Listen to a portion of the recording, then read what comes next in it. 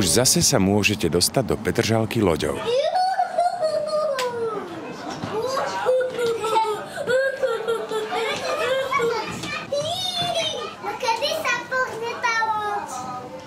Ja sa teším, že pani starostka Mestská časť Staré mesto nás oslovili na spoluprácu pri tomto projekte, pretože pred 11 rokmi sme zastavili prevádzku propelera a som rád, že teraz znova takýto produkt, aj keď rozšírený, trošku v inom ponímaní, prichádza znovu na trh a verím tomu, že bude prospešný pre obyvateľov aj návštevníkov mesta Bratislavy.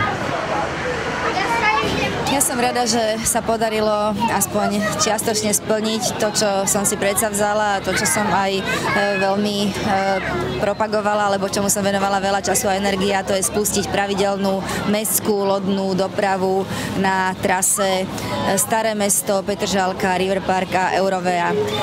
Hovorili sme síce v minulosti o veľkých plánoch na prevádzku novým plavidlom a tak ďalej. Tie sa ale ukázali časom ako nereálne a mňa veľmi mrzelo, keď som musela oznámiť cez médiá, že viac už s takýmto projektom v tejto chvíli nie je možné počítať.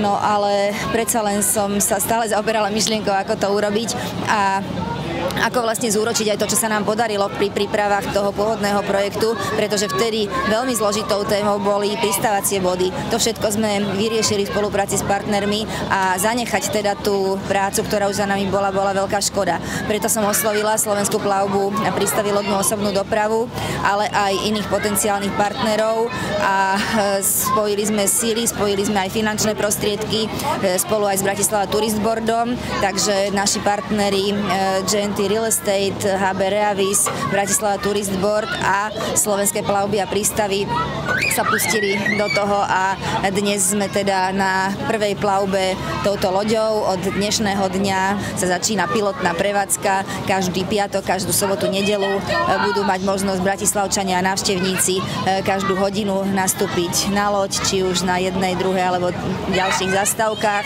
a využiť buď celý ten okruh, alebo sa previesť z jedného bodu do druhého. Ten listok na loď bude pre dospelých stať 2 eurá a pre deti euro.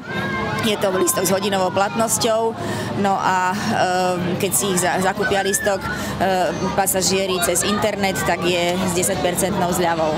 Páči sa mi plavba, je to trošku veterno, ale hej, som celkom spokojná. V rámci programu s deťmi asi by som to absolvovala. Ja až tak nie som veľmi na lode, ale s deckami určite. Pre nich to je veľký zážitok. Áno. Spoločnosť GNT Real Estate už posledné roky pracuje na projekte GNT Real Estate pre Bratislavu, ktorého cieľom je práve prispieť k tomu, aby bola Bratislava príjemnejším a krajším miestom pre život.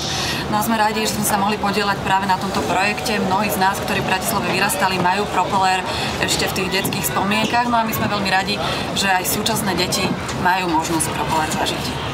A nemáte chuť sa previesť aj vy?